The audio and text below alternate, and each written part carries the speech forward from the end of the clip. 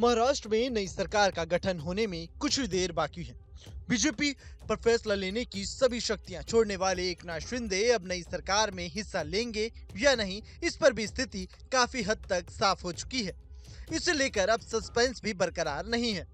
लेकिन इस बीच अब एक बार फिर से महाराष्ट्र का सियासी पारा बढ़ा हुआ है। एक तरफ जहां बीजेपी खुशी से गदगद है, तो वहीं अजीत पवार यानी एनसीपी और भी ज्यादा खुश है। उसकी वजह है छठी बार बनने जा रहे डिप्टी सीएम। महाराष्ट्र में आज नई सरकार का गठन हो रहा है। बीजेपी नेता देवेंद्र फडणवीस मुख्यमंत्री पद की शपथ लेने वाले हैं, जबकि एकनाथ शिंदे और अजीत पवार डिप्टी सीएम की शपथ लेंगे।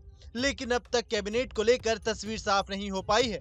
जल्द ही नामों का ऐलान किया जा सकता है। हालांकि इस बार अनोखा ये है कि महाराष्ट्र में सबसे ज्यादा उप मुख्यमंत्री पद की शपथ लेने वाले नेता के तौर पर अजीत पवार के नाम का एक नया रिकॉर्ड दर्ज होने जा रहा है। हालांकि संविधान में डिप्टी सीएम बनाए जाने की व्यवस्था नहीं है, लेकिन राजनीतिक समीकरण साधने के लिए सत्तारूढ़ पार्टियां सरकार में नंबर 2 की हैसियत का संदेश देने के लिए बीच का रास्ता निकालती है और कैबिनेट मंत्री की शपथ लेने वाले वरिष्ठ नेता को ये पद सौंप दिया जाता है। इस समय देश के 14 राज्यों में 23 डिप्टी सीएम हैं।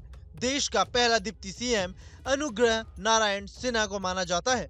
अनुग्रह आजादी के बाद जुलाई 1957 तक बिहार के डिप्टी सीएम रहे थे। उसके बाद 1967 में कर्पूरी ठाकुर बिहार के दूसरे डिप्टी सीएम बनाए गए थे। इधर महाराष्ट्र की नई सरकार में अजीत पवार ने एक बार फिर अपनी भूमिका तय कर दी है। महायुति की प्रेस कॉन्फ्रेंस में जब अजीत पवार से पूछा गया कि शिंदे और पवार डिप्टी सीएम की शपथ लेंगे, इस पर एकनाथ शिंदे ने कहा, शाम तक रुकिए, सब पता चल जाएगा। तो इसी बीच अजीत पवार का बयान कुछ अलग ही अंदाज में था। उन्होंने कहा, शाम तक उनका समझ आएगा, मैं तो कल शपथ लेने वाला हूँ।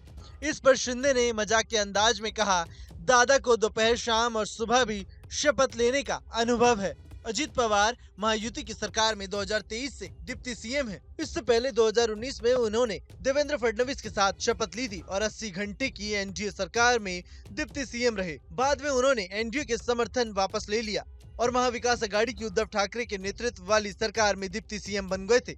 सीएम बनने की महत्वाकांक्षा जाहिर कर चुके अजीत इतना ही नहीं, अजीत पवार खुले तौर पर मुख्यमंत्री बनने की अपनी महत्वाकांक्षाएं भी जाहिर कर चुके हैं। हालांकि अब एक बार फिर से अजीत पवार डिप्टी सीएम का पद संभालने वाले हैं। Bureau report, news nation.